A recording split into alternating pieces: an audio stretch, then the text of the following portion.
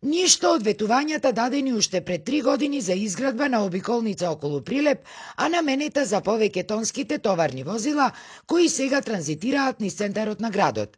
Актуелниот министер за транспорт и врски Благој Бочварски без конкретен одговор на прашањето на Алфа, кога ќе биде реализирано ова ветување, кое беше дадено уште од неговиот претходник Горан Сугарески, а кој сега пак е кандидат за градоначалник на Прилеп. Во однос на ова прашање ќе ги направиме сите подготвителни работи, урбанистички, проектантски, статички и ќе направиме план и динамика за реализација на најважните проекти за Прилеп и регионот, така што и тоа е еден од важните приоритети.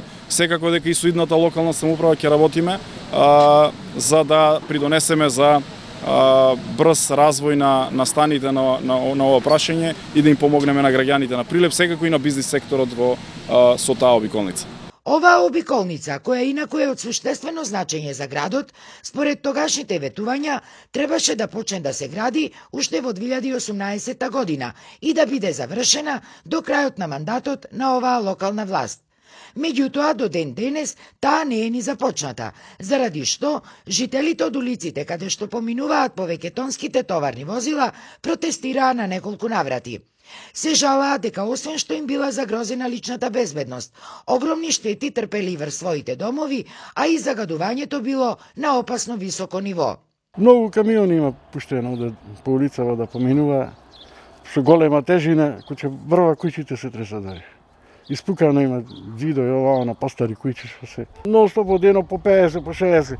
И ноќе дека во 4, во 5 поминува, те разбудува дори. Почна да лупа. Тоа е обеќано многу одамна, дека ќе излегува од езеро на автопат. И стварно жалосно е како може 5 километри да не може да направи пат, тоа што овде врва преку 1000 коли. Иронијата да биде уште поголема, деновиве предизборно, наместо очекуваната обиколница во должина од 6 километри од рудникот Сивец до регионалниот пат кај Плетвар, жителите од најексплоатираната улица од овој сообраќаен хаос, Мице Козар, добија само асфалт, во што увид изврши дури лично и министерот Бочварски.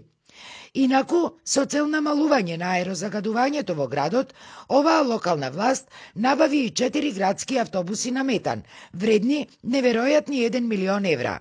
Но тешките товарни возила останаа и понатаму да транзитираат низ најстрогиот центар на градот.